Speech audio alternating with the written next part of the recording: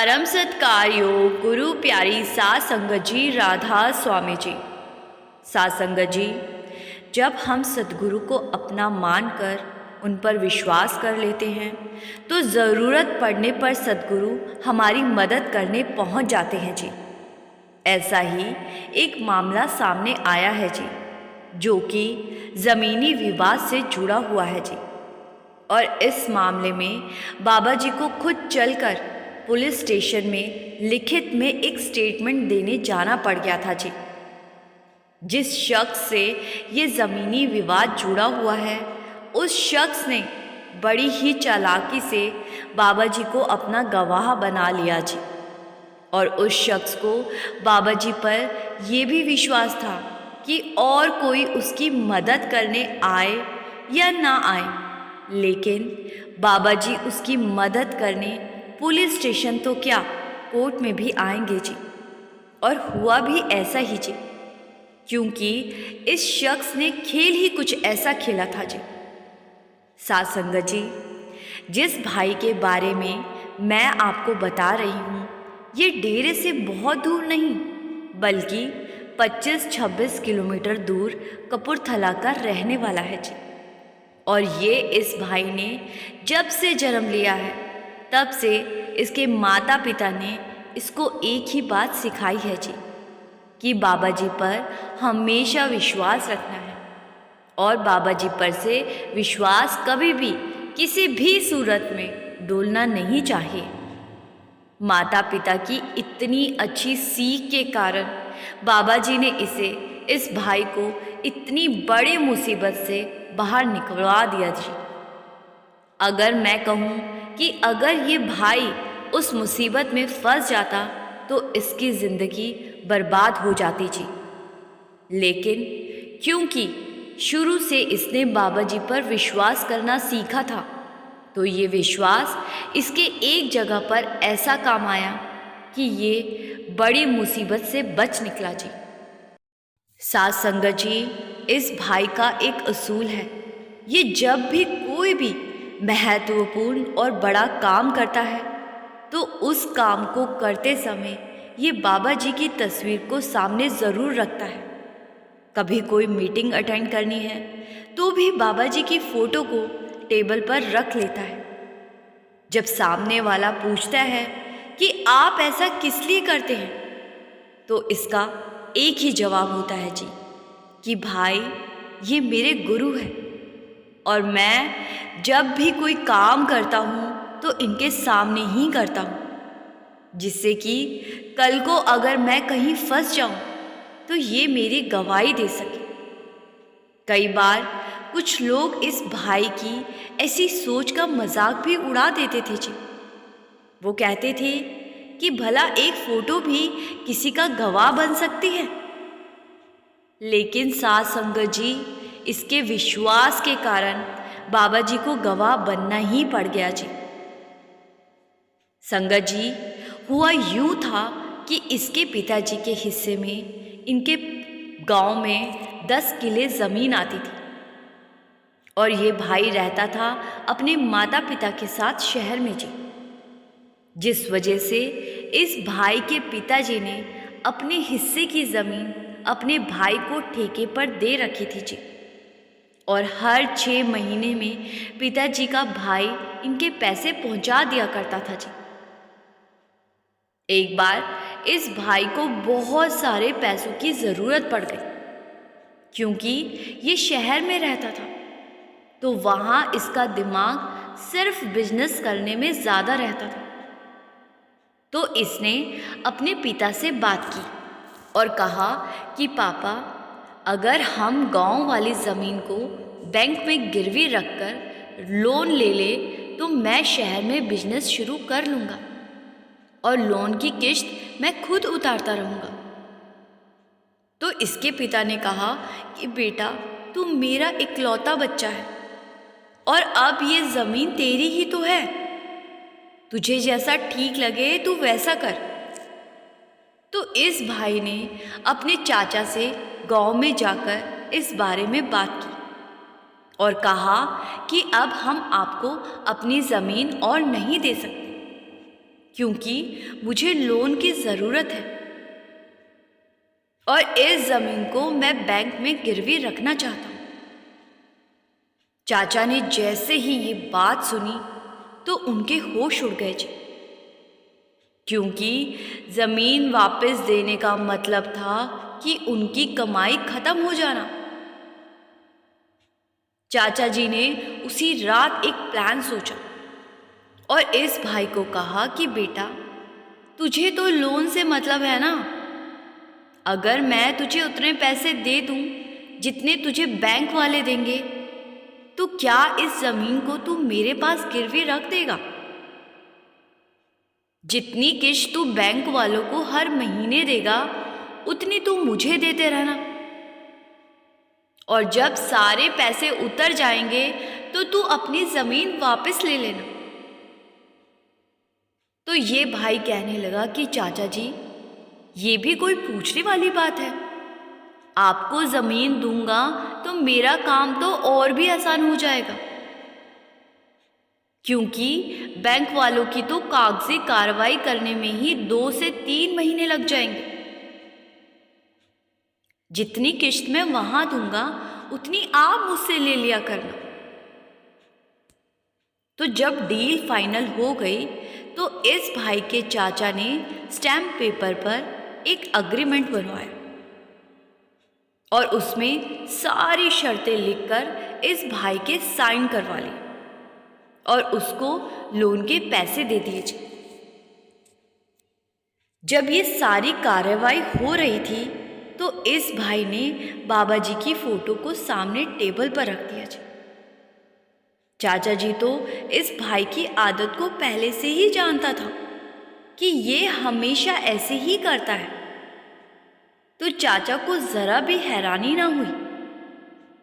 जब लोन के पैसे मिल गए तो इस भाई ने शहर आकर एक बहुत अच्छा और सुंदर सा रेस्टोरेंट खोल लिया जी, और बाबा जी की ऐसी कृपा हुई कि रेस्टोरेंट चल निकला। इस भाई ने अपने चाचा से लिए लोन की किश्त हर महीने गांव में भिजवानी शुरू कर दी जी। ये भाई खुद किश्त देने बहुत कम ही जाता था और किसी के हाथ किश्त भिजवा देता था और बाद में फ़ोन पर अपने चाचा से कंफर्म कर लेता था जी कि किश्त के पैसे उस तक पहुंच गए या नहीं। तो चाचा हर बार कह देता कि हाँ, मेरे पास पहुंच गए हैं और तेरे खाते में मैंने चढ़ा भी दिए हैं।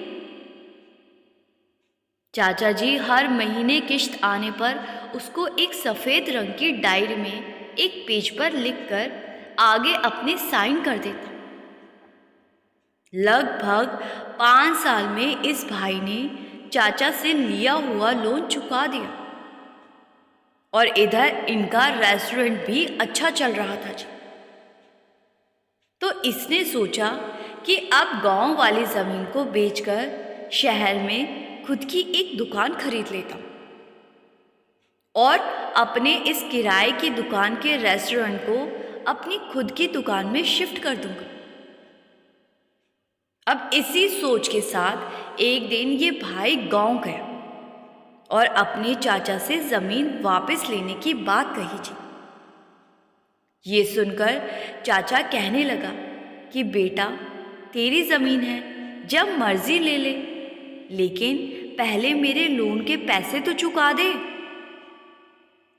ये सुनकर इस भाई के होश उड़ गए जी और वो कहने लगा कि लेकिन चाचा जी, लोन तो मैंने उतार दिया है। पिछले 5 सालों से हर महीने तो आप तक पैसे पहुंचा रहा हूं।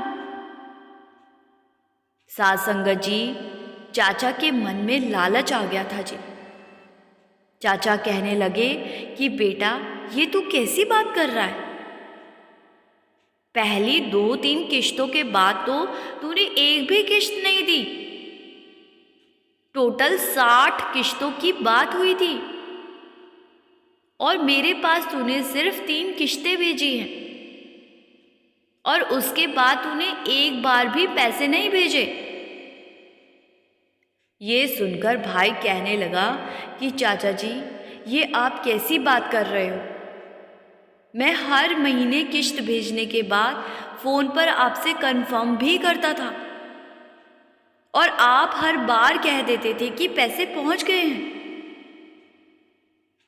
चाचा इस बात से भी मुकर गया और कहने लगा कि बेटा, मैं तो हर महीने तुझे कहता था कि अभी तेरा काम ठीक नहीं चल रहा, इसलिए तू किश्त के पैसे आराम से दे दियो, टेंशन मत लियो।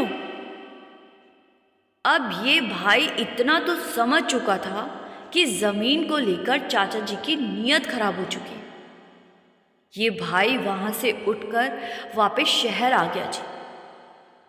और जब इसको बहुत ज़्यादा परेशान हालत में देखा तो इसके पिता ने कारण पूछा। भाई ने सारी बात बता दी तो पिता ने कहा कि तेरे चाचा को ज़रूर कोई गलतफहमी हुई है, तू चिंता ना कर, मैं अभी उनसे बात करता हूँ। जब इस भाई के पिताजी ने पूछा तो चाचा ने पिताजी को भी वही जवाब दिया जो इस भाई को दिया था। अब पिताजी भी समझ गए कि उनके भाई ने उनके बेटे के हिस्से की ज़मीन धोखे से हड़प ली है। पिताजी की सलाह पर इस भाई ने पुलिस स्टेशन में रिपोर्ट करवा दी। पुलिस वालों ने दोनों पक्षों के लोगों को बुलाया और आपस में समझौता करवाने की भी कोशिश की, क्योंकि अगर समझौता वहीं का वहीं हो जाएगा तो फिर आगे कोर्ट कचहरी के चक्कर नहीं पड़ेंगे। पुलिस वालों ने दोनों पक्षों को आमने सामने बिठाया और सारी बात समझी। जब चाचा जी अपनी बात पर अड़ा रहा तो पुलिस वाले भी समझ रहे थे कि चाचा झूठ बोल रहा है, लेकिन बिना किसी सबूत या गवाह के चाचा पर कार्रवाई नहीं कर सकते थे। तो पुलिस वालों ने इस भाई को अलग से ले जाकर पूछा कि आपके पास कोई गवाह या सबूत है जो ये बता दे कि आपने हर महीने अपने चाचा को पैसे दिए हैं। अगर कोई ये बात बता दे कि आपने सच में पैसे दिए हैं तो हम अपने तरीके से आपके चाचा से सच निकलवा लेंगे। तो इस भाई ने कहा कि जी, मेरे सद्गुरु के अलावा और कोई गवाह मेरे पास नहीं है। तो पुलिस वाले कहने लगे कि तो क्या आप अपने गुरु को यहाँ बुला सकते हो? अब ये भाई सोच में पड़ गया कि बाबा जी भला यहाँ कैसे आएंगे। इस भाई ने एक दिन का टाइम मांगा और घर वापस आकर बाबा जी से अरदास करने लगा जी कि बाबा जी, मेरे पिताजी की ज़मीन अगर हमसे छिन गई तो हम बर्बाद हो जाएंगे। उस ज़मीन के अलावा हमारे पास कुछ भी नहीं है और सब कुछ आपके सामने ही हुआ है। आप एक एक बात जानते हो। आप किसी भी तरह मुझे इस मुसीबत से बाहर निकालो। अगले दिन दोनों पक्ष फिर से पुलिस स्टेशन पहुंच गए और जब दोनों बात कर रहे थे तब पुलिस स्टेशन के अंदर एक साधु आ गए और साधु वहां बैठे लोगों को देखकर उनके बारे में बताने लगे। जब साधु ने 3 से 4 बातें एकदम सच बता दी तो वहां बैठे पुलिस वाले और दूसरे लोग साधु की तरफ हैरानी से देखने लगे। साधु की नज़र जैसे ही चाचा पर पड़ी तो साधु कहने लगा कि इसके मन में चोर है। ये बात जैसे ही चाचा ने सुनी तो चाचा भड़क गया और पुलिस वालों से कहने लगा कि जी, ये कोई ढोंगी है और मेरा भतीजा इसको यहाँ अपने साथ लेकर आया है। इसके कहने से मैं चोर थोड़ी ना हो जाऊंगा। साधु कहने लगा कि मैं सब कुछ जानता हूँ, तेरे मन में क्या चल रहा है। साधु ने पुलिस वालों से अब जो कहा उसको सुनकर वहां बैठे सब लोग हैरान हो गए जी। साधु महाराज कहने लगे कि मैं जानता हूं, इसने अपने सगे भाई और भतीजे की जमीन को धोखे से हड़प लिया है और मैं इस बात को साबित भी कर सकता हूं। जब ये बात इस भाई ने सुनी तो वो साधु के पास गया और कहने लगा कि साधु महाराज, ये सब आपको कैसे पता? तो साधु ने कहा कि जब भी तू इसको पैसे भेजता था तो ये उन पैसों को मेरे सामने ही अपने घर की अलमारी में रखता था, और अगर यहाँ बैठे लोगों को यकीन ना हो रहा हो तो अभी एक पुलिस वाले को इसके घर ऊपर पहली मंजिल पर बने कमरे में भेजो। वहां एक लोहे की बड़ी अलमारी है, उस अलमारी में एक सफेद रंग का रजिस्टर है और उस रजिस्टर को यहां मंगवाओ। उस रजिस्टर में ही ये उन पैसों का हिसाब तारीख के साथ लिखता था और आगे अपने साइन भी करता था। जब साधु महाराज ने इतनी सारी बातें सच बता दी तो पुलिस वालों को भी विश्वास होने लगा जी, और सबको वहीं पुलिस स्टेशन में बिठाकर पुलिस वालों ने एक पुलिस वाले को चाचा के घर उसी कमरे में भेजा और वहां सच में वही सफ़ेद डायरी पड़ी हुई थी जी, जिसमें चाचा अपने भतीजे से मिलने वाली किस्त को जमा किया करता था जी। कुछ देर के बाद पुलिस वाला उसी रजिस्टर को लेकर पुलिस स्टेशन में पहुंच गया जी, और जैसे ही उसके हाथ में सफ़ेद रजिस्टर देखा तो चाचा के तो होश ही उड़ गए जी। उसके चेहरे पर घबराहट साफ दिखाई देने लगी और वहां एकदम शोर मच गया, और इसी शोर में वो साधु महाराज पुलिस स्टेशन से ना जाने कहाँ गायब हो गए। इधर जब पुलिस वालों ने डायरी के पन्ने देखने शुरू किए जी तो पिछले 5 साल की सभी किश्तों का हिसाब वहां लिखा हुआ था जी। चाचा जी के ऊपर दूसरे की जमीन पर जबरदस्ती कब्जा करने का केस बनाया गया जी, और उस भाई को उसकी जमीन वापस दिलवाई गई जी। इधर जब इस भाई ने देखा कि वो साधु महाराज अब वहाँ है ही नहीं तो वो साधु को ढूंढने के लिए पुलिस स्टेशन से बाहर भागा जी। लेकिन अब साधु महाराज इस भाई को कहाँ मिलने वाले थे? वो तो बाबा जी थे जो साधु महाराज जी के रूप बनकर इस भाई की गवाही देने पहुंच गए थे, और काम खत्म होते ही वहां से चले गए जी। साध संगत जी, अब क्योंकि इस भाई को बाबा जी पर अटूट विश्वास था, जिस वजह से बाबा जी को रूप बदलकर गवाही देने आना ही पड़ा।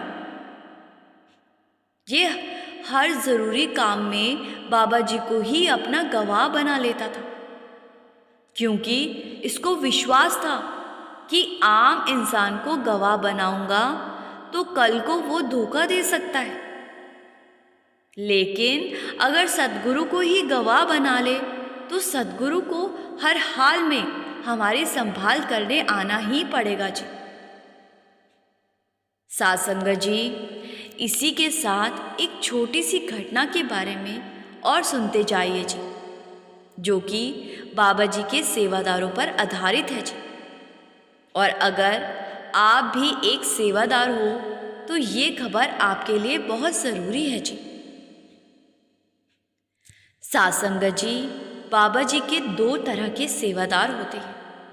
एक वो जो पक्के सेवादार हैं, मतलब जिन्हें बैच मिल चुका है, और दूसरे वो जो सेवा तो करते हैं लेकिन उन्हें अभी बैच नहीं मिला है। और बाबा जी के लिए दोनों ही तरह के सेवादार बहुत इम्पॉर्टेंट है जी। बाबा जी कभी कोई फ़र्क नहीं रखते जी, लेकिन अब ये बात संगत को कौन समझाए? कुछ संगत उनकी बात तो मान लेती है, जिनके गले में बैच होता है, लेकिन ऐसे सेवादारों की बात नहीं मानती जो पक्के सेवादार नहीं होते जी। हाल ही में एक ऐसा मामला में सुनने में आया है जी, जिसमें संगत में से एक पति पत्नी ने एक बुजुर्ग सेवादार के साथ बदतमीजी की और बुजुर्ग सेवादार की बात को नहीं माना जी। और जब ये बात डेरा अथॉरिटी तक पहुंची तो उन्होंने एक्शन भी लिया। कुछ समय पहले की बात है जी। डेरे में एक पति पत्नी को डेरे में कुछ दिन के लिए एक कमरा अलॉट हुआ, और जैसा कि नियम है जी कि डेरे में कमरों में खाने पीने की चीज़ें नहीं ले जा सकते, लेकिन इस पति पत्नी ने कैंटीन से खाने का सामान खरीदा और वहीं कैंटीन की खाने की बजाय अपने कमरे में ले जाने की कोशिश करने लगे जी। और जब वहाँ बैठे एक बुजुर्ग सेवादार ने इन्हें रोकना चाहा तो इन दोनों पति पत्नी ने सेवादार की बात नहीं मानी जी और उल्टा उन्हीं से बदतमीजी करने लगे जी और ज़बरदस्ती खाने की चीज़ को कमरे में ले गए जी। सेवादार ने इस बात की शिकायत कर दी और शिकायत के बाद जब देखा तो पति पत्नी अपने बच्चों के साथ कमरे में बैठकर खाने पीने की चीज़ें खा रहे थे जी, जो कि नियम के खिलाफ है जी। अगर कोई बूढ़ा व्यक्ति है तो 1% अनुमति मिल भी जाती है, लेकिन इस पति पत्नी ने तो वही बात कर दी कि पहले चोरी और फिर सीना जोरी। नियम भी तोड़ा और माफ़ी मांगने की बजाय अपनी अक्कड़ ही बुजुर्ग सेवादार को दिखाने लगे जी और सेवादार के साथ बदतमीजी भी करने लगे जी। अथॉरिटी ने इस परिवार को भविष्य में कभी भी डेरे में कमरा अलॉट ना करने का फैसला लिया जी। सासंगत जी, कभी कभी गलती हम सबसे हो जाती है जी, और डेरे के बहुत सारे ऐसे नियम भी हैं जिन्हें हम नहीं जानते जी। लेकिन अगर गलती से भी कभी हमसे कोई नियम टूट जाए तो हमें उसी समय सेवादारों से माफ़ी मांग लेनी चाहिए जी और भविष्य में ऐसा दोबारा ना करने का वचन भी देना चाहिए जी। गलती किसी से भी हो सकती है, लेकिन गलती भी हम करें और उसके बाद बदतमीजी भी हम ही करने लगे तो ऐसा करके हम पर पेनल्टी तो लगती है और साथ साथ कर्मों का बोझ भी हम अपने ऊपर बढ़ाकर बैठ जाते हैं जी। सासंगत जी, हमें ये नहीं देखना कि सामने वाला सेवादार है या नहीं, हमें तो हर हाल में सभी के साथ प्रेम से और इज्जत देकर बात करनी चाहिए जी। अगर हम परमार्थ में आकर उस पति पत्नी जैसी हरकतें करेंगे तो हमारा परमार्थ से जुड़ने का कोई फायदा नहीं है जी। उल्टा हम खुद को कर्मों के बोझ तले दबाकर बैठ जाएंगे जी। सासंगत जी, इसी के साथ मैं आपसे विदा लेती हूँ जी। वीडियो को शेयर करने की सेवा ज़रूर किया कीजिए जी। और बहुत सारी संगत बेनती पर भी कमेंट में राधा स्वामी नहीं लिखती जी। उनसे फिर से मेरी हाथ जोड़कर बेनती है जी कि कमेंट में राधा स्वामी लिखकर अपना प्रेम ज़रूर व्यक्त किया कीजिए जी।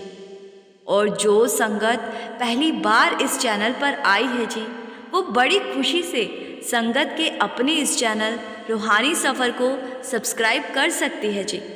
गुरु प्यारी सात संगत जी, राधा स्वामी जी।